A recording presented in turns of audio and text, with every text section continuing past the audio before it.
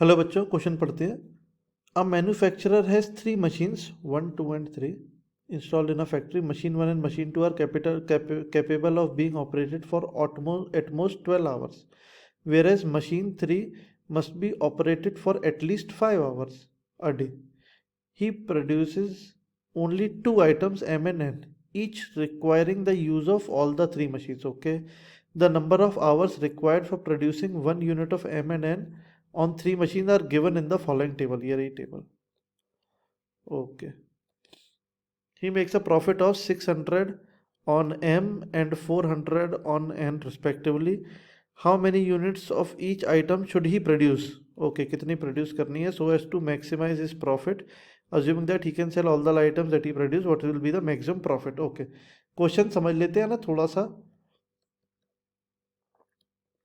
सा लंबा चौड़ा क्वेश्चन है। सबसे पहले की कॉन्सेप्ट लिखते हैं कि जब भी ऐसे एलपीपी प्रॉब्लम होगी, है ना, लीनियर प्रोग्रामिंग प्रॉब्लम होगी, तो ऐसी प्रॉब्लम में अगर बाउंडेड फीजिबल रीजन है, then z minimum and z maximum occurs at corner point, ये हमको समझना है ना। लिखते हैं, मान लेते हैं लेट m जो है वो x यूनिट्स प्रोड्यूस हो रहे हैं और जो n है वो y यूनिट्स प्रोड्यूस हो रहे हैं। मतलब एक चीज पता चल गई कि x greater than equal to 0 होना चाहिए, y भी ग्रेटर देन इक्वल टू 0। ठीक है, और देखते हैं। मशीन 1 मैक्सिमम 12 आवर्स चल सकती है। भाई मशीन वन से हर घंटे एक m और दो n निकल रहे हैं। ठीक है, तो मशीन 1 का जो टोटल टाइम होगा, टोटल टाइम मैं ऐसे लिख दूं x प्लस 2y, है ना, कि भाई एक m की यूनिट को निकलने में 1 घंटा लग रहा है, तो x units of m produce होने में x आवर्स लगेंगे। सिमिलरली एक आवर में दो n की यूनिट्स प्रोड्यूस हो रहे हैं, राइट? नहीं, एक दो आवर्स में एक n का यूनिट प्रोड्यूस हो रहा है, तो y यूनिट्स प्रोड्यूस करने के लिए 2y होगा, और ये मैक्सिमम 12 हो सकता है।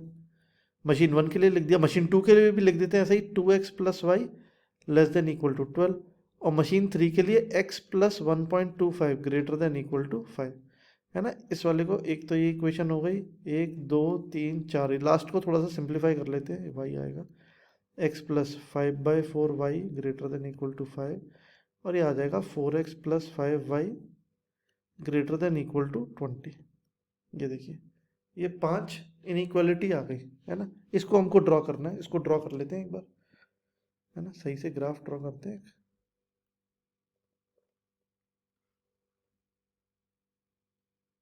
है ना। सबसे पहले तो ये जो x पॉजिटिव और y पॉजिटिव है, इसका मतलब फर्स्ट क्वाड्रेंट ही बात कर रहा है। ठीक है, फर्स्ट क्वाड्रेंट आ गया। दूसरा हम ड्रॉ करते हैं x plus 2y equal to 12 को, है ना। ये क्वेश्चन में लेस देन इक्वल टू 12 है, लेकिन हम 12 के लिए ड्रॉ करेंगे एक्स वाई। एक बार आप x को 0 कर दो, एक बार y को 0 कर दो, तो अगर x 0 होगा तो y आएगा 6, और अगर y 0 होगा तो x आएगा 12। मतलब 12, 0 और 0, 6, है ना। लेस देन इक्वल टू के लिए आप ध्यान से देखो, ओरिजिन को अगर सेटिस्फाई करें इसमें, ओरिजिन को पुट करें इसमें, तो 0 लेस देन इक्वल टू 12 आ रहा है, मतलब इस रीजन की बात हो रही है जिस साइड ओरिजिन है ना। और हमको फर्स्ट क्वाड्रेंट में ही रहना है। ये लीजिए, दूसरी लाइन को भी ड्रॉ कर देते हैं। दूसरी लाइन के 2x plus y less than equal to 12, 2x plus y less than equal to 12। एक बार x को 0 पुट कर दो तो y आ जाएगा 12, एक बार y को 0 पुट कर दो तो x आ जाएगा 6, है ना। तो ये आएगा 0, 12, 0, 12 और 6, 0, 6, 0। सही है, इसमें भी आप देखो ओरिजिन पुट करके 0 + 0 less than equal to 12 origin satisfy कर रहा है, मतलब ये इस रीजन की बात कर रहा है ना। ये लीजिए भाई, एक और लाइन है, एक और लाइन क्या है, 4x + 5y greater than equal to 4x + 5y greater than equal to 20, है ना।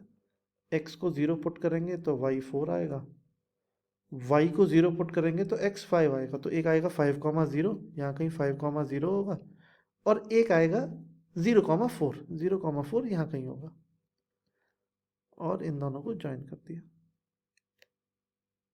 और ये कह रहा है कि 0 + 0 ओरिजिन जब पुट करेंगे तो ओरिजिन को सेटिस्फाई नहीं कर रहा है, मतलब ये इस साइड वाला रीजन बोल रहा है ना। आप ध्यान से देखो, ये जो रीजन है ये कॉमन रीजन है, ये कॉमन रीजन है, तो आंसर भी जो आएगा मिनिमम मैक्सिमम वैल्यू वो कॉर्नर पॉइंट पे आ गया।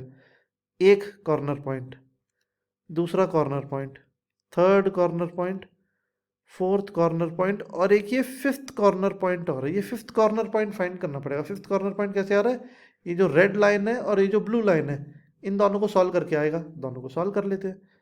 x + 2y = 12 and 2x + y = 12, है ना। इक्वेशन 1 को 2 से मल्टीप्लाई करें और सब्ट्रैक्ट कर देते हैं, प्लस माइनस माइनस, प्लस का माइनस, तो ये तो कैंसिल हो गया।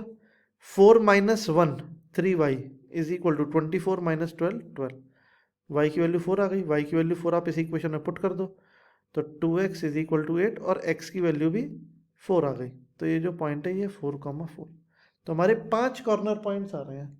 उन पांचों पे हमको चेक करना पड़ेगा एक एक करके। ये लीजिए x y, और जो z है ना। अच्छा, ऑब्जेक्टिव फंक्शन तो अभी लिखा ही नहीं, ऑब्जेक्टिव फंक्शन भी लिख लेते हैं। ऑब्जेक्टिव फंक्शन क्या है, हमको प्रॉफिट को मैक्सिमाइज करना है, तो 1 यूनिट ऑफ m 600 रुपीज का प्रॉफिट दे रही है, तो x यूनिट्स हमको 600x का प्रॉफिट देंगे। सिमिलरली 400 रुपीज प्रॉफिट मिल रहा है n की एक यूनिट से, तो n की y यूनिट से कितना मिलेगा, 400y यूनिट्स। 600x + 400y, एक बार पुट करते हैं 0,4 पुट करेंगे तो 1600 हो जाएगा, 0,6 पुट करेंगे तो 2400 हो जाएगा, 50 करेंगे तो 6 5 30 3000 हो जाएगा, 60 करेंगे तो 3600 हो जाएगा, और 4,4 पुट करेंगे तो 4000 आ जाएगा। यहाँ से आ रहा है मैक्सिमम प्रॉफिट, ये रहा मैक्सिमम प्रॉफिट। और कितने कितने यूनिट्स आएंगे, m के भी 4 यूनिट्स आएंगे और n के भी कितने यूनिट्स आएंगे, 4 यूनिट्स ही बनाने पड़ेंगे एक दिन में, तभी कितना आएगा मैक्सिमम प्रॉफिट, राइट। ये पूछे how many units of each item should he produce so as to maximise is profit, है ना। दोनों आंसर आ गए, एक तो ये आंसर भी होगा और एक ये प्रॉफिट के मैक्सिमम प्रॉफिट कितना आएगा ये भी आंसर होगा। Thank you.